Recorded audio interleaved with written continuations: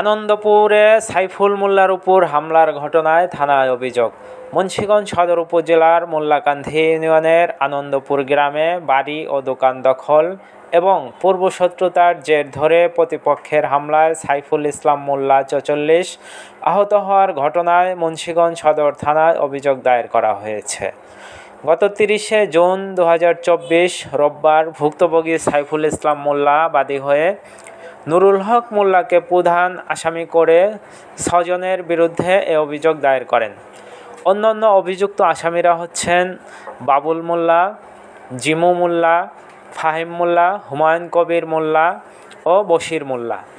এর আগে গত ২৬ জুন ২০২৪ বুধবার বিকেলে মোল্লাকান্দি ইউনিয়নের আনন্দপুর এলাকায় প্রতিপক্ষের হামলায় আহত হয় সাইফুল ইসলাম মোল্লা। তিনি আনন্দপুর গ্রামের মোহাম্মদ আজাহার মোল্লার ছেলে। আহত হওয়ার পরেই তিনি মুন্সিগঞ্জ জেনারেল হাসপাতালে ভর্তি হন। কি কি নাম? একটা নাম হচ্ছে সাইফুল, একটা নাম হচ্ছে ইপু, আর একটা নাম যেটা মারা গেছে তো নাই। এটা আমি সঠিক কইতে আছি, আমি বাইতে ছিলাম না। আপনারা বললেন ৩ ছেলেই আছে। হ্যাঁ, তো ৩ জনই বাইতে যায় না, তাহলে ছেলে কয়জন? ৪ জন। ৪ জন আসলে অনেক ৩ জন আছে। ৩ জন আছে, তাহলে একজন মারা গেছে। কতদিন আগে? এটা কত বছর হয়েছে এটা আমি কইতে না, সঙ্গে আমি বাহিরে আসছিলাম। আপনি জানেন না মারা গেছে নাকি? এমনি শুনছি, আমি বাইতে শুনছি গ্যাঞ্জাম হয়েছে, এটা আমি জানি। গ্যাঞ্জামে মারা গেছে। ২৬ তারিখে কোনো মারামারি হয়েছে এখানে? এর সঙ্গে বাইতে ছিলাম, কইতেই না। আহত মোহাম্মদ সাইফুল ইসলাম মোল্লা জানান, আমার ছোট ভাই মোহাম্মদ টিটু মোল্লাকে ২০০৯ সালে নুরুল মোল্লা পিতা হাফেজ মোল্লা, বাবুল মোল্লা পিতা হাফেজ মোল্লা, মরিয়ম বেগম স্বামী নুরুল মোল্লা, হেলেনা বেগম স্বামী বাবুল মোল্লা, এরা আমার ছোট ভাইকে কুপিয়ে হত্যা করে এবং আমার আব্বাকে কুপিয়ে আহত করে। আমার আব্বা মুন্সিগঞ্জ সদর হাসপাতালে ৩ মাস পর্যন্ত ভর্তি ছিলেন। আর আমার ছোটো ভাইকে মুন্সিগঞ্জ আনার পরে মুন্সিগঞ্জ সদর হাসপাতালের ডাক্তার মৃত বলে ঘোষণা করে।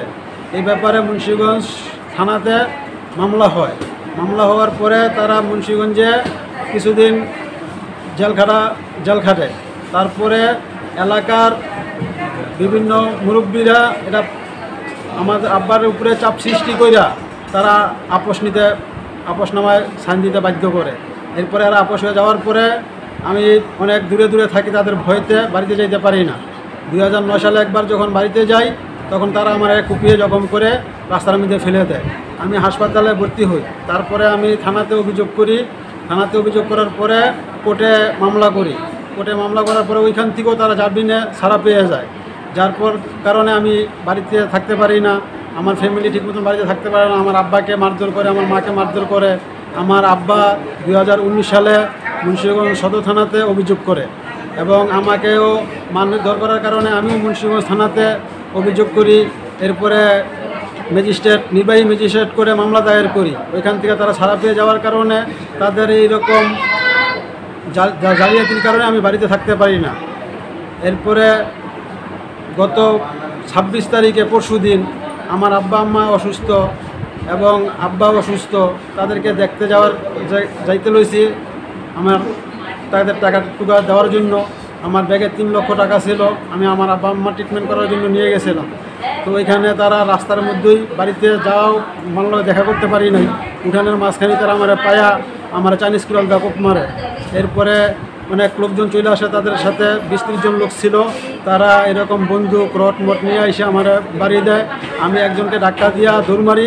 দৌড় মারার পরে পিছন থেকে আমাকে বন্দুক দিয়া গুলি করে। ওই মুহূর্তে আমি পানিতে ঝাঁপায়ে পড়ি।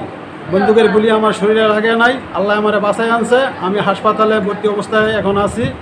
আমি বাংলাদেশ সরকারের কাছে এটার সুষ্ঠু তদন্তের মাধ্যমে আমি সুষ্ঠু বিচার চাই।